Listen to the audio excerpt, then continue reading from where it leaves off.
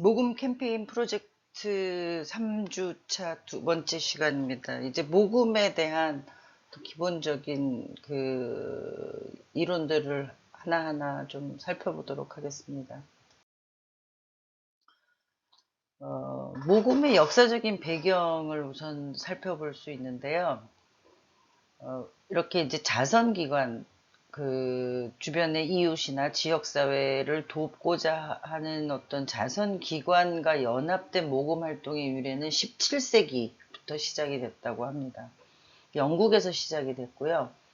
그래서 영국에서는 법적인 거, 재정적인 구조의 자선이라는 단어를 이제 소개를 이제 하기 시작을 했고요. 1601년에 자선사용법이라는 그 법을 만들어 가지고 이제 그 모금 활동에 대한 어떤 그 법적인 근거를 최초로 만들었다고 볼 수가 있습니다. 자선기관은 사회적인 보호의 범주를 제공하는 책임이 있고요. 또 그 1901년에 만들었다는 그 자선사용법이라는 그 법규의 전문은 여전히 자선의 위상을 결정하는 그 출발점이 되었다. 그러니까 아직까지도 이제 우리가 그 자선에 대해서 뭐 개념이 확 바뀌거나 자선에 대한 어떤 뭐 행태나 이런 것들을 새롭게 그 보는 게 아니라 그 당시에 만들었던, 그러니까 1601년도에 만들었던 법에서 얘기한 자선의 개념을 그 활용을 하고 있다라는 측면에서 이제 모금이라는 것이 우리가 역사적인 의미를 갖고 있는 거고요. 그러나 이제 초기에는 대부분의 모금 활동이 개인들을 통해서 이제 이루어졌다는 한계가 있었습니다. 자선을 위한 거지만 개개인의 어떤 그 이웃을 돕는다던가 뭐 지역사회에 협업을 한다거나 이런 식으로 이제 개인을 통해서 이루어진다는 이제 한계가 있었고요. 어, 그러나 이제 특정적이고 주의 깊게 지켜진 어떤 관계 양성, 접촉의 네트워크를 구축했다는 것이 특징인데 결국 주변의 이웃이나 지역사회를 자선을 베풀고 또 그 자선을 위해서 모금 활동을 시작을 하면서 지역사회 네트워크를 이제 구축을 하기 시작을 했다는 것이죠. 실제로 영국 사회는 커뮤니티가 굉장히 활성화된 사회로 우리가 평가를 하고 있잖아요. 그래서 그게 이제 역사적인 어떤 그 뭐 어제 오늘 이루어진 게 아니라 그 1600년대부터 시작이 된 역사적인 어떤 그런 근간에 의해서 이런 것들이 이제 구축이 되는 것이죠. 그러니까 우리가 그 모금에 대한 어떤 그 공부를 하면서 많은 뭐 내용들을 이제 앞으로도 접하고 여러분들이 실제로 현장에서도 접하겠지만 실제로 어 여러 가지 측면에서 보면 그 역사적으로 유래가 된 것들, 그 다음에 시간이 오래 지난 것들이 더 단단하게 이렇게 그런 실제적인 활동으로 그 구축이 되고 있다는 걸 우리가 알 수 있겠습니다.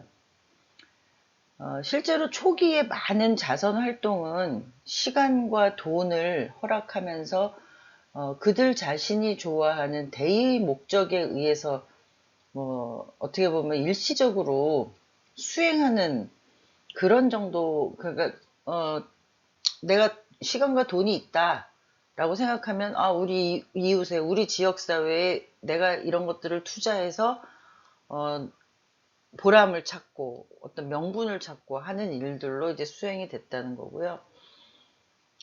이런 것들이 이제 현대 사회에서 이제 그 사회가 복잡해지고 또 관계가 다양해지고 하면서 자선에 대한 많은 그 원천들이 이제 생겨났다는 거죠. 자선을 할 때가 다양하게 발생을 했다는 거죠. 그러니까 뭐 바로 이웃에 있는 그 이웃들의 삶에서뿐만 아니라 사회 전반적인, 국가 전반적인 이런 것들로 우리가 자선을 해야 되는 어떤 명분들을 찾기 시작을 했다는 것이죠. 모금의 대부분은 주요 표적 집단을 가지고 있어요. 그러니까 누구를 대상으로 해서 우리가 모금을 할 것인지, 또 대부분의 자선은 각각의 그 욕구를 반영하기 위해서 체계화를 시키기 이제 시작을 했다는 것이죠.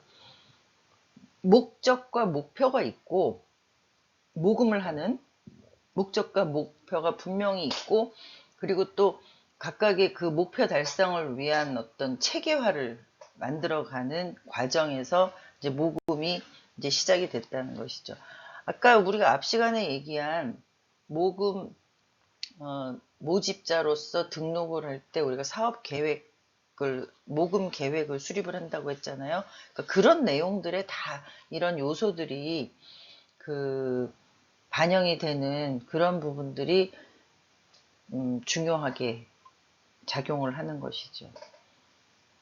단순한 구걸과 자선 수입뿐만 아니라 마케팅을 적용한 시장의 변화와 욕구에 따른 모금 전략을 통해서 체계적인 모금 활동을 실시하게 되는 것도 사실 영국에서 시작한 어떤 모금의 유래를 계속 발전적으로 시대적으로 이제 발전을 거듭하면서 우리가 체계를 만들고 또 모금도 전략을 세워서 그 하는 어떤 그런 그 마케팅의 일원으로서 그 접근을 하게 됐다라는 게 이제 현재의 모금에 대한 어떤 그 사회적인 역할이라고 할 수.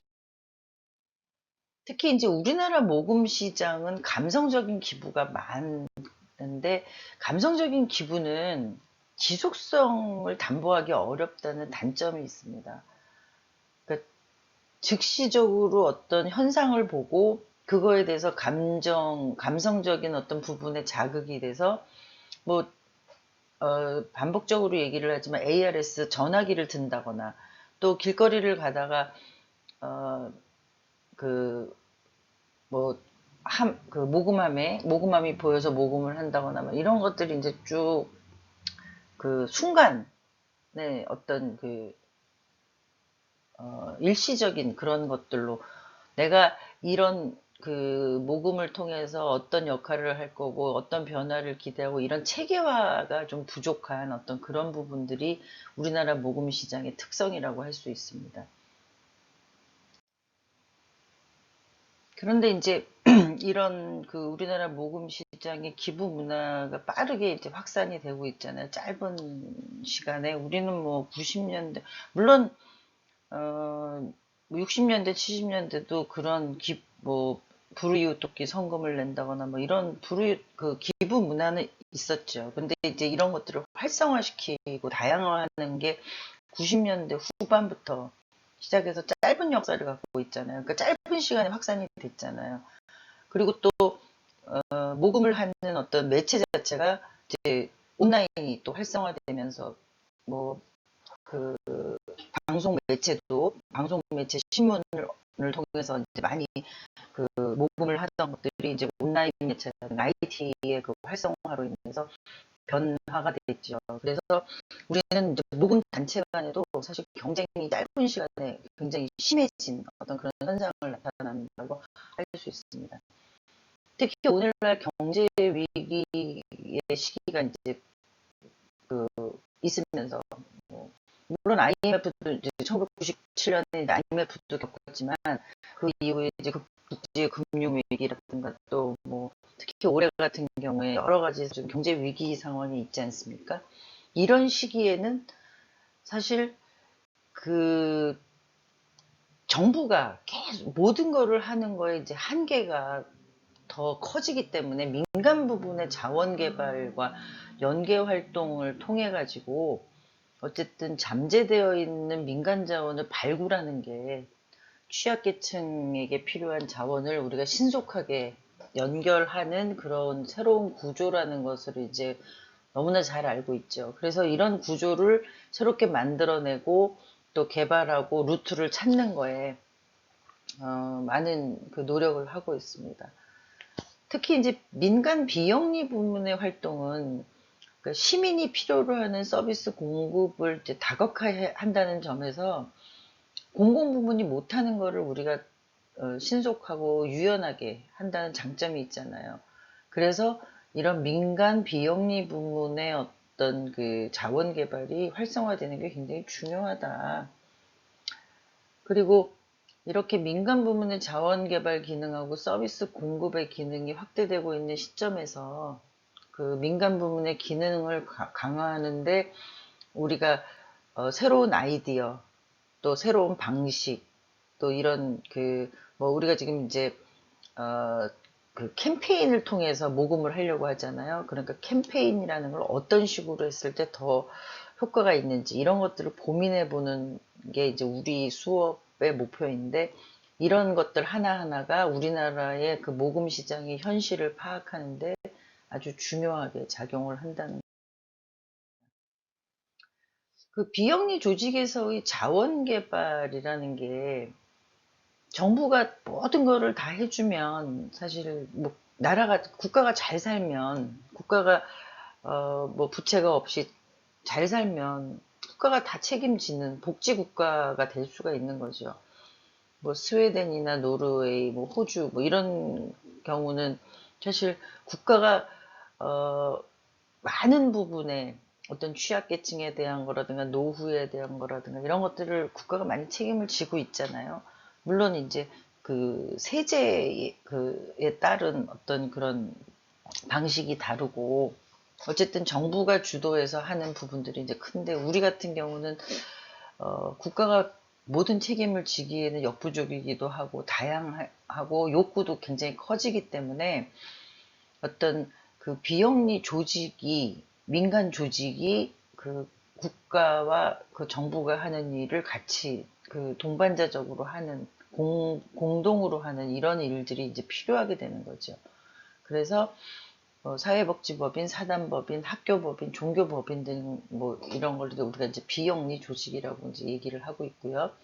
또 비영리 조직을 뭐 보통 이제 일부 학자들이 섹타로 나누죠. 정부기관을 제1섹타, 기업, 영리조직을 제2섹타, 그 다음에 비영리 조직을 제3섹터라고 하고, 뭐 이제 제3의 물결, 뭐 이런 그 책도 있었잖아요. 그런 것처럼 비영리 조직이 어떤 그 국가나 사회를 구성하는 데 굉장히 큰 역할을 하고 있다는 걸 부각을 하고 있습니다. 그 비영리 조직은 정부기관이나 기업보다는 활력이 있죠. 어떤 자기가 그 원하는, 추구하고자 하는 목표와 비전이 분명하고요. 그리고 자신의 어떤 희생과 헌신을 통해서 그 일을 해내고자 하는 그런 욕구들이 강한 멤버들이 모여서 하는 활동들이 대부분이기 때문에 활력이 있고 프로그램에 신속히 대처해 간다는 장점이 있는 반면에, 재정적으로는 굉장히 어렵죠. 그러니까 본인이 희생하고 헌신해야 하는, 그리고 많은 어떤 그 영리 조직에 비해서 급여가 낮음에도 불구하고 많은 시간을 투자해서 열심히 해야 되는, 열심히 해야지만 그 목적을 달성하는 그런 어려움의 직면에 있죠. 그래서 비영리 조직이 사실 그 소진이 잘 되는 이유도 뭐 이런 측면에서 우리가 발견을 할 수 있습니다. 이 자원 개발의 필요성을 잠깐 살펴보면요. 긍정적인 측면에서 왜 우리가 자원 개발을 해야 하느냐. 아까 앞에서 얘기한 대로 이제 경쟁도 심해지고, 또 정부나 국가가 다 할 수 없기 때문에 민간 부문이 참여를 하는데, 어쨌든 민간 부문이 재정적인 어려움이 있기 때문에 항상 자원 개발을 하면서 목적하는 그런 사업들을 수행하도록 돼 있잖아요. 긍정적인 측면에서는 직원들이 친절하고 적극적이고, 또 자원을 많이 개발하는 기관을 방문해 보면 어쨌든 분위기도 좋고 깔끔하다, 그런 인상을 받는다는 거예요. 그리고 그 기관에 근무하는 직원들은 현재 자기가 근무하고 있는 시설을 방문하는 그 클라이언트 내지는 뭐 기부자겠죠. 언젠가는 미래에 또 다른 후원자가 될 수 있다는 입장에서 항상 최선을 다하고 있습니다. 그 자원 개발을 위해서. 또 지역 주민 사회, 즉 자원봉사자들의 참여가 활발한데, 자원 개발이 많이 되는 기관이나 시설일수록 자원봉사자들도 여러 가지 프로그램에 활발하게 참여를 하고 있습니다. 그러니까 보통 이렇게 잘 되는 기관을 가보면 항상 이렇게 사람들로 북적북적 되죠. 이렇게 막 분위기가 굉장히 그 활성화가 돼 있죠. 물론 지금같이 이제 뭐 코로나 사태에서 제한이 되어 있고, 같이 시설이나 이렇게 방문이나 이렇게 제한이 되어 있지만, 어쨌든, 많은 사람들이 드나들고 참여하는 그런 기관들이 이제 활발한 기관이라고 볼 수 있죠. 뭐, 어, 코로나 같은 이런 시대에는 참여하는 방법을 우리가 온라인 참여 방법이라든가 SNS를 통한 방법을 개발하는 것도 굉장히 뭐 중요한 아이디어 차원에서 중요한 어떤 방향이라고 생각을 하고 있습니다. 또 그 기관이나 시설의 프로그램이 다양하고 활발합니다. 그래서 그 어떤 차원에서 보면은 자원 개발이 잘 되면 프로그램도 다양하고 활발해지고 또 그 기관도 또 많은 일들을 하다 보니까 이제 활발하겠죠, 분위기가. 부정적인 측면에서는 이제 그 자원 개발만 막 집중을 하다 보면 기관의 서비스 질이나 그런 분위기들이 낮아질 수 있고요. 또 예측할 수 없잖아요. 이 자원 개발이라는 건 오늘 뭐 많이 됐다가 내일 없어질 수도 있고 올해 한 만큼 내년에 꼭 한다는 보장도 없고 하기 때문에 재정이 불투명하다는 어떤 그런 부정적인 측면도 있습니다. 우리나라 그 자원 개발의 현주소를 잠깐 살펴보면요. 우리나라는 이제 생활 수준이 높아졌죠, 과거에 비해서. 그리고 그런 반면에 이제 복지 수요나 복지 욕구도 많아졌죠. 수요도 많아지고 또 복지 욕구에 대한 것도 그러니까 다양화된 거죠. 그런데 이제 IMF나 금융위기 또 코로나19 같은 어떤 이런 어려움들을 겪는 극복 과정에서 소외계층이 상대적으로 더 박탈감을 느끼는 거예요. 그 박탈감이 이제 심화되죠. 그래서 민간 부문 또 사회 부문에 대한 지원의 욕구는 이제 확대되고 있다는 게 우리나라 지금 현재 실정이고요. 이런 급증하는 복지 수요의 해결에 있어서 가장 핵심적인 그 제약 요건이 이제 재원 조달인데, 그런 재원 조달을 정부에만 의존하는 것은 한계가 있기 때문에 우리가 민간 복지 재원을 활성화시키는 게 필요하다. 그래서 우리가 모금이나 자원 개발에 대한 거를 연구를 하고 그 부분에 대해서 계속 관심을 갖는 거죠. 뭐 일부 조직에서는 이제 자원 개발만 하는 어떤 조직들을 운영을 하고 있어요. 그런데 제가 첫째 시간에 얘기했듯이 모금 전문가라고 할 수 있는 어떤 그런 부분들이 아직 우리나라에서는 이렇게 좀 미약하기 때문에 그런 부분을 좀 활성화시키는 것도 하나의 과제로 남아 있다는 거고요.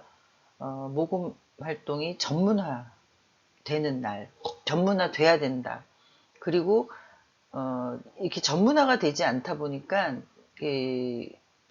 자원 개발을 하더라도 기관에서 생각하는 뭐 필요로 하는 그런 부분에 비해서는 좀 역부족인 그런 현상들이 많이 일어나고 있죠.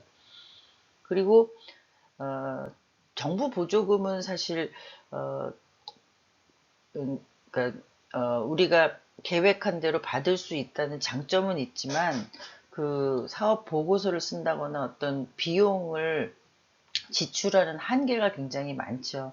근데 민간 자원은 그 사용처에 대한 부분을 그 기부자하고 협의해서 활용할 수 있기 때문에 좀 융통성이 있게 운영할 수 있다는 장점이 있고요.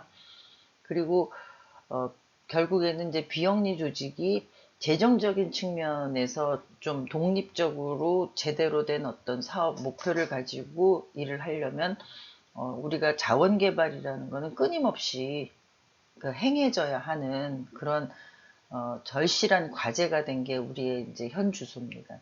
여기서 우리가 자원 개발을 비단 뭐 금전적인 것뿐만 아니라 물품, 인력에 대한 것까지 총체적으로 봐야 되는 거죠.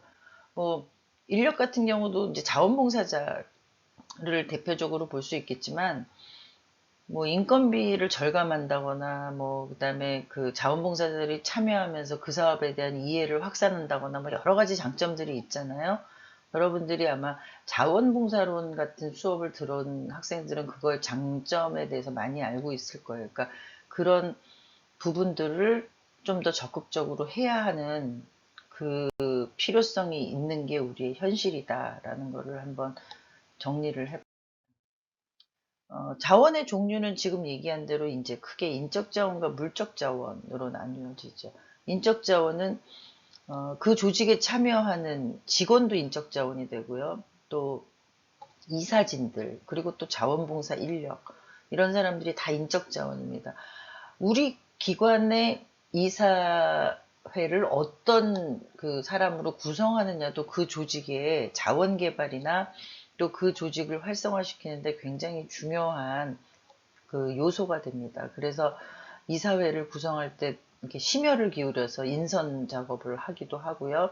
또 자원봉사 인력도 그 지속적으로 참여할 수 있도록 하고, 또 자원봉사자들이 결국에는 그 기관에 또 새로운 어떤 그 대외적으로는 어떤 그 홍보맨으로서 활동할 수 있는 어떤 그런 구조를 갖고 있기 때문에 인적 자원을 잘 활용하는 것도 굉장히 중요한 어떤 자원 개발의 축이라고 볼 수 있고요.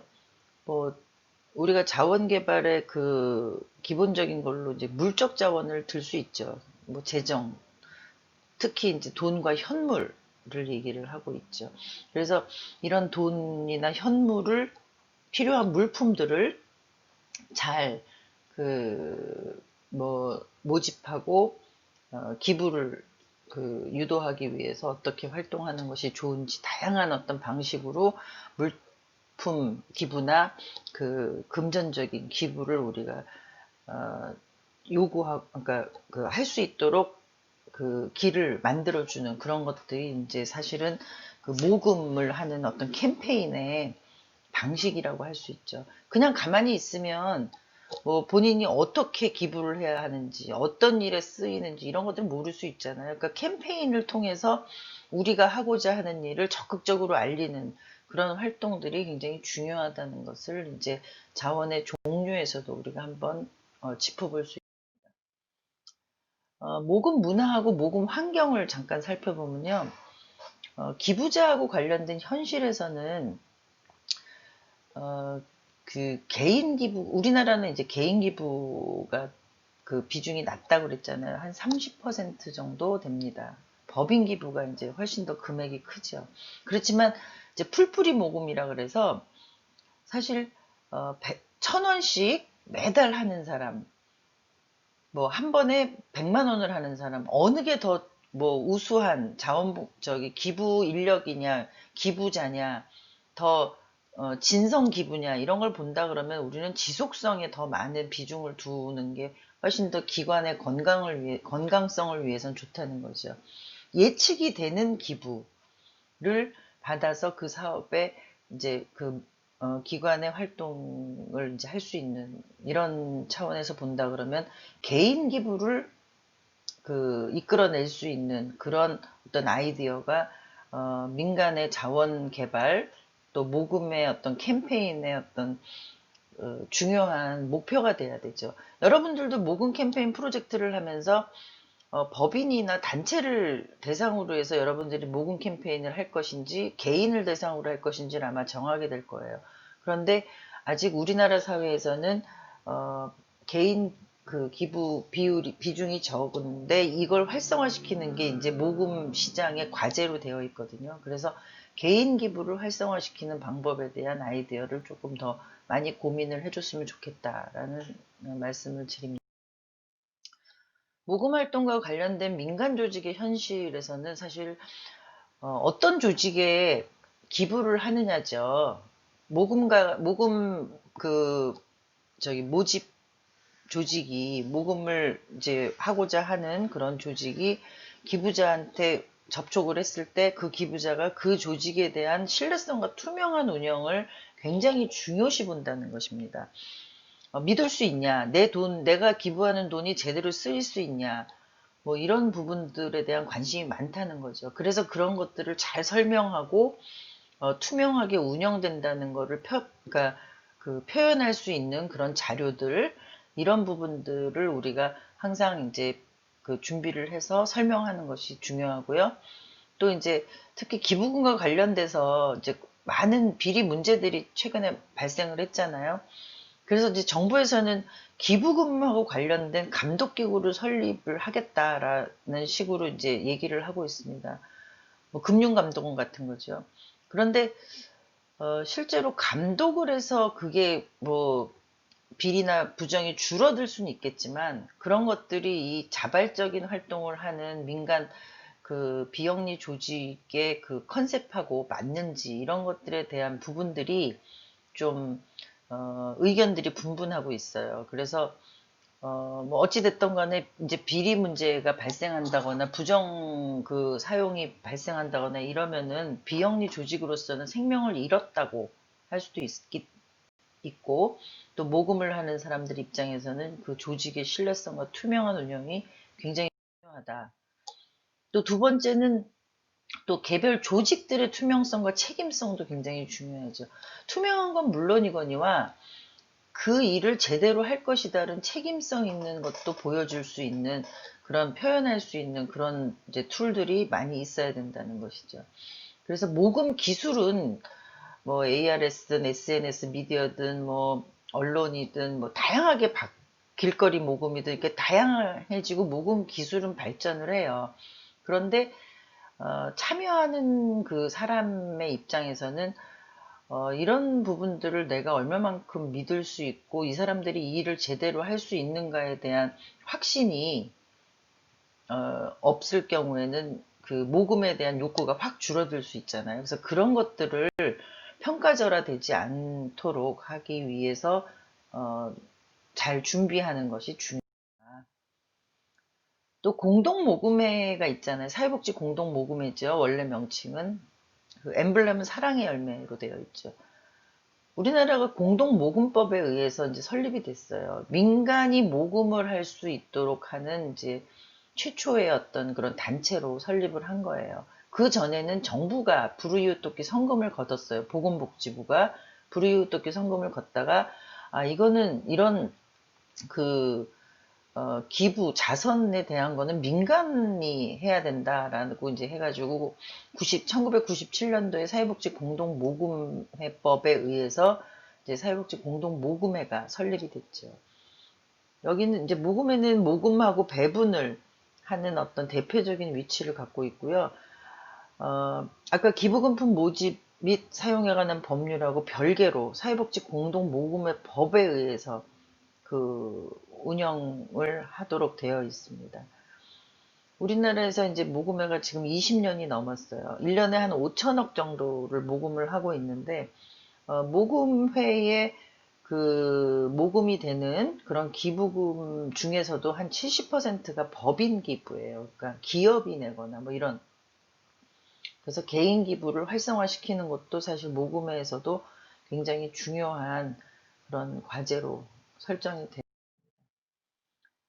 어, 일단 이어서 다음 시간에도 이제 계속 모금에 대한 이론에 대해서 우리가 같이 얘기를 나눠볼 건데요. 이번 시간을 마무리하면서는 사회복지 공동모금회법을 한번 여러분들이 찾아서 기부금품 모집과 사용에 관한 법률하고 어떻게 차이가 있는지를 한번 찾아서 그 읽어보는 시간을 가지시면 좋겠고요. 그리고 계속해서 모금 캠페인 주제를 설정하고 우리가 그 프로젝트를 그 진행하기 위한 내용들을 정리하시면 되겠습니다. 그럼 세 번째 시간에 다시 모금에 대한 얘기를 이어서 하도록 하겠습니다.